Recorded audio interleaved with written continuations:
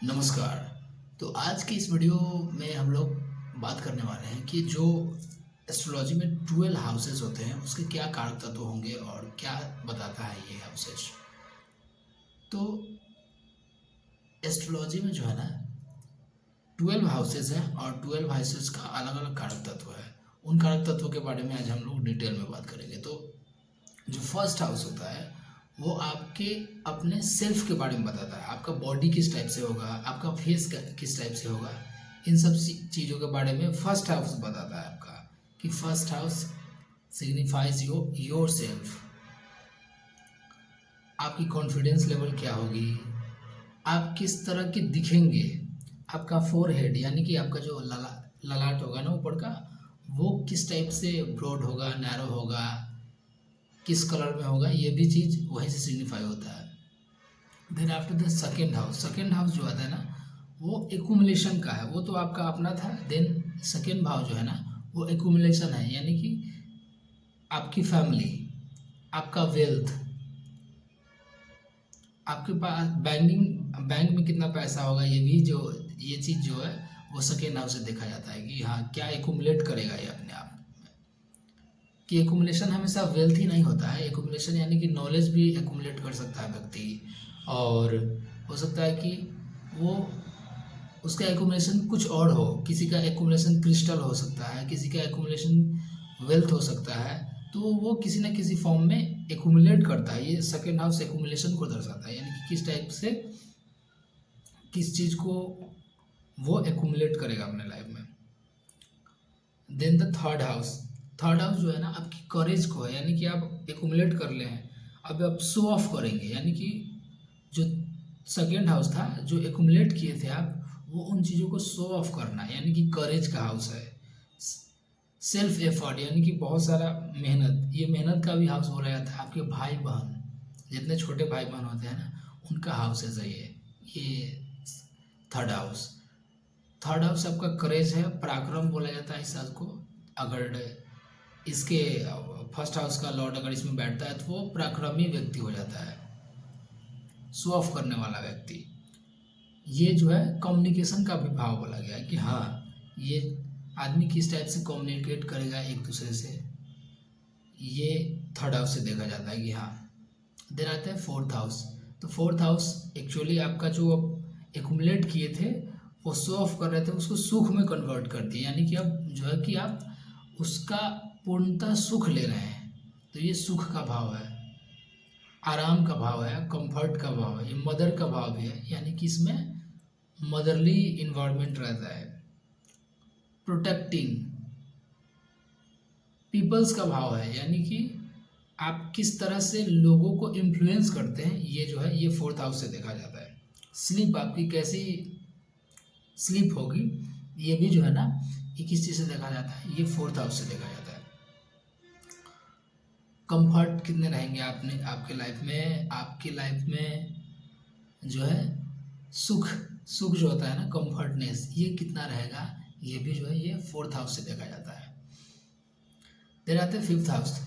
अब जो सुख था वो कन्वर्ट हो गया, मदर से कन्वर्ट होके अब ये आ जाए एंटरटेनमेंट में। यानी कि अब आप इंटरटेनमेंट खोज रहे हैं, एजुकेशन खोज रहे हैं। तो ये एजुकेशन का, इंटरटेनमेंट का, आपके जो पिछले जन्म थे उनमें आपने जो भी पूर्व पुण्य किया है वो इसका भाव है। बच्चों का भाव है, यानी कि रिलेशंस में देखें तो आपका बच्चा इसी से देखा जाएगा कि हाँ कितने बच्चे होंगे, कितने बच्चे आपके लिए वो करेंगे। इंटरटेनमेंट का हाउस है ये, जॉय का हाउस है, कितना एंजॉय करेंगे आप अपने लाइफ में। फन का हाउस भी है और इनडिसिप्लिन का हाउस भी है ये, यानी कि आदमी कितना ज़्यादा डिसिप्लिन है ये इस चीज़ से देखा जा सकता है। कि इसमें अगर कोई भी प्लानेट बैठता है तो आदमी को उसके रिलेटेड इनडिसिप्लिन दे देता है, यानी कि वो उस क्षेत्र में डिसिप्लिन नहीं रखेंगे उसके रिगार्डिंग। क्योंकि ये इंटरटेनमेंट का हाउस है, तो इंटरटेनमेंट का हाउस होने के साथ साथ वो इंटरटेनमेंट डिसिप्लिन में कहाँ देखा जाता है, तो ये चीज़ इससे देखा जाता है। देन आते हैं सिक्स्थ हाउस। तो द सिक्स्थ हाउस कौन सा है, ये आपके दुश्मन, नेबर्स, रोग, रिपु, ऋण, यानी कि सड रिपु, यानी कि ये प्रॉब्लम का बेसिकली हाउस है। आपके लाइफ में कितने सारे प्रॉब्लम आते हैं ये इन चीज़ों का हाउस है। और ये उपचय हाउस है, यानी कि समय के साथ बढ़ते रहते हैं। बढ़ना इन द सेंस कि जैसे कि आपकी लाइफ में अगर कोई बीमारी हो रहा है, उस पर अगर वर्क नहीं कर रहा है तो वो बढ़ेगा, लोन्स हो रहा है तो वो बढ़ेगा, अगर दुश्मन हो रहा है तो दुश्मनी और बढ़ सकता है। तो ये बढ़ने का हाउस है। और ये इस हाउस से आप अपने इनेमी को देख सकते हैं कि कौन कौन से सेक्टर से आपके इनेमी होंगे। इनेमी, और जो इनेमी आपके लिए, आपके लाइफ में इनेमी किस टाइप से वर्क करेंगे, आपके ग्रोथ में भी वो इनेमी वर्क करते हैं। तो ये इन चीज़ों का हाउस है। साधना, साधना मीन्स कि आदमी जिसके लाइफ में जितना प्रॉब्लम है वो तो उतना ही ग्रो करेगा ना, उन चीज़ों को सीखेगा। तो ये ग्रोथ का भी हाउस है, यानी कि लाइफ में कितना ज़्यादा आप अपने आप को ग्रोथ के सेक्टर में रख सकते हैं, ये जो है ये 6th हाउस से देखते हैं। प्रॉब्लम सॉल्विंग स्किल यही प्रोवाइड करता है। देन आते हैं 7th हाउस, जस्ट लाइक कि लगन से जस्ट अपोजिट है। लगन यानी कि वो फर्स्ट हाउस, देन उसके जस्ट अपोजिट। तो अपोजिट हाउस क्या करता है, हमेशा अपोजिट पार्टी क्या करती है, एक दूसरे को जो है अपोज करता है। Oppose mean in the sense कि ये आपके पार्टनर का भाव है, यानी कि आप जो है उसके जस्ट अपोजिट है, यानी कि आपका जो नेचर है उसके जस्ट अपोजिट है। ये आपके पार्टनर्स का भाव है। आपके बिजनेसेस, जितने भी बिजनेस होते हैं वो इस चीज़ से देखा जाता है। 6th हाउस जो है, जो जॉब जितने होते हैं, सर्विस, सेवा, वो देखा जाता था। लेकिन अब जो है 7th हाउस जो है ना, उसमें आपके बिजनेसेस को दर्शाता है कि किस टाइप के बिजनेस आप करेंगे। अगर इसमें जो कोई प्लानट बैठा है उसका टाइम पीरियड स्टार्ट होता है तो बिजनेस ओरिएंटेड आदमी हो जाता है। तो ये 7th हाउस जो है जस्ट अपोजिट है। तो ये मारक भाव भी है, बिकॉज कि ये जस्ट अपोजिट है ना आपका। अपोजिट तो हमेशा अपोजिट ही होते हैं ना। तो अपोज करने के सेंस में ये है मारक भाव, यानी कि आपको ये आपसे एनर्जी लेता है। ये हमेशा क्या करता है, आपसे एनर्जी ये ले रहा है। तो ये है 7th हाउस। पार्टनरशिप, पार्टनरशिप मतलब वाइफ हो सकते हैं, आपके बिजनेस पार्टनर्स हो सकते हैं, सभी टाइप के पार्टनर्स इसमें देखे जाते हैं जस्ट अपोजिट होने के साथ। रोज़मर्रा के लाइफ में जो पैसा आएगा वो इस चीज़ से देखा जाता है कि हाँ, कि किस सेक्टर से रोज़मर्रा के लाइफ में जो है पैसा आएगा, ये चीज़ें। देन आते हैं 8th हाउस। 8th हाउस, जब 7th हाउस क्या था, आपके पार्टनर, अब क्या होगा, यहाँ से हाउसेस या ट्रांसफॉर्मेशन का चीज़ आ रहा है, यानी कि अब यहाँ से ट्रांसफॉर्म हो रहा है। जस्ट अपोजिट तो हो गया, अब यहाँ से ट्रांसफॉर्म करेगा। तो इस 8th हाउस जो होता है ना, वो ट्रांसफॉर्मेशन का होता है, लोन का होता है, छुपे हुए चीज़, यानी कि जो है वो छुपा हुआ चीज़ है। जैसे कि धरती के नीचे हुए छुपे हुए चीज़ को जो है वो कौन सा दर्शाता है, वो 8th हाउस दर्शाता है। इंश्योरेंस, रोग, जो छुपे हुए चीज़ है, आपकी गुप्तांग, ये कहाँ से दर्शाया जाता है, ये जो है वो 8th हाउस से दर्शाया जाता है कि इसमें अगर कोई प्लैनेट है तो उससे रिलेटेड प्रॉब्लम आता है। ये आयु का भाव है, यानी कि ये भी बढ़ता रहता है हमेशा, यानी कि समय के साथ ये भी बढ़ता है। तो ये क्या होता है, आयु का भाव, यानी कि अगर इसमें अगर कोई प्लैनेट बैठा है जो शॉर्ट टर्म, यानी कि उसका रेवोल्यूशन कम दिन पे हो रहा है, तो क्या करेगा कि आपके लाइफ को जो है, लाइफ स्पैन को कम कर सकता है। बहुत सारी चीज़ देखे जाते हैं, लेकिन ये आयु का भाव है। जैसे कि इसमें अगर सैटर्न बैठ जाते हैं तो सैटर्न बैठने के साथ साथ क्या होता है कि आदमी का आयु काफ़ी लंबा हो जाता है। तो आयु का ये भाव है। सीक्रेट चीज़, जितने भी सीक्रेट होते हैं, सीक्रेट हिडन चीज़, एस्ट्रोलॉजी, हिडन साइंसेस, तो वो 8th हाउस का चीज़ है। तंत्र मंत्र भी ये यहीं से आता है, 8th हाउस से। जितने भी इंश्योरेंस सेक्टर में वर्क करते हैं जिनका 8th हाउस ज़्यादा एक्टिव होगा, पेट्रोलियम्स जो खदान के कामों में रहते हैं उनका भी 8th हाउस प्रोमिनेंट होता है। इस कारण से जो है कि ये 8th हाउस दर्शाता है। तो ठीक है, देन आफ्टर नेक्स्ट आते हैं, ये 8th हाउस जो था ना, वो धर्म के जस्ट पीछे है, यानी कि अधर्म को भी दिखाता है। अधर्म यानी कि आप कितना धार्मिक होंगे, ये 8th हाउस पे भी डिपेंड करता है कि अगर इसमें ज़्यादा प्लैनेट है, इसमें जो मेलेफिक प्लैनेट्स आते हैं, इस कारण से आदमी अधार्मिक हो जाता है, बिकॉज कि वो हिडन चीज़ों को देख रहा है। अगर उसको उस टाइप से एक्सप्लेन करके नहीं बताया तो वो हिडन चीज़ों से थोड़ा सा धर्म पे इफेक्ट डालता है। तो ये क्या होता है कि ये 8th हाउस जो है ना, वो धर्म का भी है या अधर्म का भी है, जस्ट पीछे है इस कारण से। देन आफ्टर आता है क्या, 9th हाउस, ये है धर्म का। लॉन्ग टर्म डिस्टेंस, प्रोफेसर यानी कि हायर लेवल ऑफ एजुकेशन। अगर किसी का हायर लेवल एजुकेशन देखना है कि ये आदमी आगे चल के क्या पढ़ सकता है, नहीं पढ़ सकता है, किस रिगार्डिंग पढ़ेगा, ये आता है किस चीज़ से, ये 9th हाउस से आता है कि 9th हाउस में प्लैनेट्स है या 9th हाउस में किस तरह से दृष्टियाँ एप्लीकेशन आ रही है। तो इस कारण से जो है 9th हाउस जो है वो इन चीज़ों को दर्शाता है। प्रोफेसर वगैरह जो होगा, हायर अथॉरिटी और long term distance, long term travelling, ये सब सारी चीज़ यहाँ से देखा जाता है। इसीलिए बोला जाता है, लगभग देखते होइएगा आप कि अगर कोई हायर एजुकेशन के लिए जाता है तो वो कहीं ना कहीं अपने कल्चर से दूर ही जाता है लगभग time, most of the time, इस कारण से।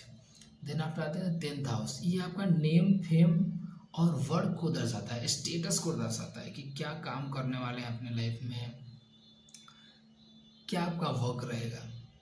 ये सब सारी चीज़ जो है 10th हाउस से स्टेटस देखा जाता है कि किस टाइप का जॉब आपके लिए रहेगा, क्या आपके लिए बनाया गया है वर्क, किस तरह से ऑथोरिटी रखेंगे आप अपने कामों में।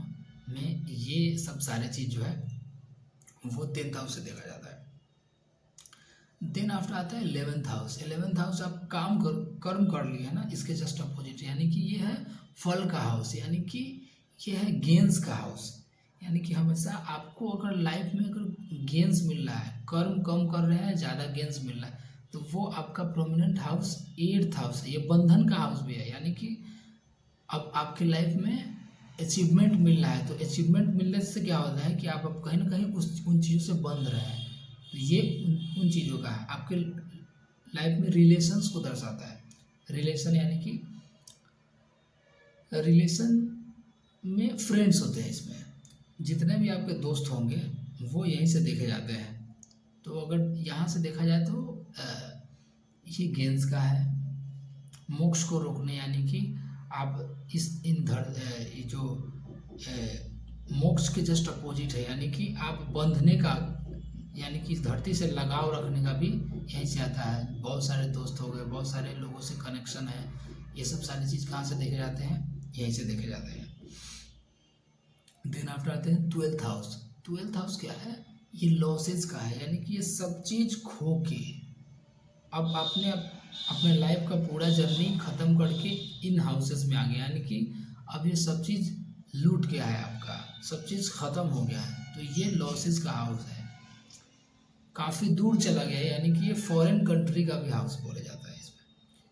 इसमें एनर्जी जब रियलाइज होते हैं, जब इसमें जो प्लैनेट बैठे हैं उसका जब टाइम पीरियड स्टार्ट होता है, तो आइसोलेशन का भी हाउस है। अब आप मोक्ष की राहों पे चल रहे हैं, इस टाइप से लगेगा आपको। आइसोलेशन होने के साथ साथ जो है ये ट्रांसफॉर्मेशन का हाउस है, ये कंप्लीट ट्रांसफॉर्मेशन को दिखाता है। यानी कि अब आप जो है कि आप पास्ट जो आपका था, जो इसी जन्म में जो पास्ट था वो कहीं ना कहीं पीछे छूट गया है। आप अपने लाइफ में आगे की ओर बढ़ रहे हैं, जो कि एक नए दिशा है, यानी कि जो भी पास्ट था वो ख़त्म हो गया, एक नए दौर में आप चल रहे हैं। तो ये है 12th हाउस, और ये थे सारे हाउसेस के प्रॉपर्टीज एंड कारक तत्व, और यहाँ से ये सब सारी चीज़ें देखे जाते हैं। लेकिन मोस्ट ऑफ द चीज़ क्या है कि इसमें एक और इम्पोर्टेंट बात है कि 3-4 बात और जान लेनी चाहिए, क्योंकि जो भी फर्स्ट हाउस होता है, जो भी हाउसेज होते हैं, उसके जस्ट सेकेंड वाले हाउस में जो भी राशि पड़ती है वो उसका रिजर्व हो जाता है, यानी कि एक्यूमुलेट करता है, यानी कि उसके कारक तत्वों को वो बढ़ा देता है। जैसे कि फर्स्ट हाउस में शुक्र बैठा, देन सेकेंड हाउस में जो होगा ना, अगर वो प्लैनेट खाली भी है, वो हाउसेस अगर खाली भी है, तो उसको कहीं ना कहीं उस हाउस को वो बूस्ट देगा, कहीं ना कहीं बूस्ट देगा, यानी कि अपने से अगले वाले हाउस को वो बूस्ट देता है। ठीक है, अपने से सेवेंथ वाले हाउस को वो अपोज करता है, यानी कि जस्ट अपोजिट है, उसमें जो भी प्लैनेट बैठे होंगे वो आपको अपोज करेंगे। आप क्या कर रहे हैं उसके अपोजिट है, ये है, ये सब सारे चीज थे। देन आफ्टर जो भी भाव है उस भाव से भवत भाव, यानी कि उस भाव से उस भाव का कारक तत्व और भी बढ़ जाता है। जैसे कि फोर्थ हाउस से फोर्थ हाउस, यानी कि फोर्थ हाउस क्या था आपका, मदर था। फोर्थ हाउस से फोर्थ हाउस, यानी कि फोर्थ हाउस से फोर्थ हाउस कौन सा हो गया, सेवेंथ हाउस, यानी कि फोर्थ फिफ्थ सिक्स सेवेंथ, यानी कि जो सेवेंथ वाला हाउस जो है वो आपको क्या दर्शाएगा, मदर का मदर, यानी कि आपकी जो मदर थी ना उससे ज़्यादा अटैचमेंट आपकी वाइफ से हो गया, यानी कि वो चीज़ दिखा रहा है। तो ये मदर का मदर भी हाउस है, तो इस कारण से देखते होंगे कि आपको मोस्ट ऑफ द टाइम ऐसा लगता है कि मदर से ज़्यादा अटैचमेंट उसकी वाइफ से हो गई है। ये सब सारे चीज़ जो है ये बहुत भौम के रिगार्डिंग आता है, ये कॉन्सेप्ट जो है। तो ये सारे कॉन्सेप्ट जो थे वो आज की इस वीडियो में हम लोग देखे हैं, और इसको और डिटेल में जानने के लिए हम स्पेशल सिंगल वीडियो भी डालेंगे कि हाँ फर्स्ट हाउस का कारक तत्व इतना सारे हैं और कैसे ये वर्क करता है, ये नेक्स्ट वीडियो में देखेंगे। बिकॉज अभी थोड़ा सा लाइट का इशू है, इस कारण से थोड़ा सा गर्मी भी लग रहा है। So thank you for watching this video.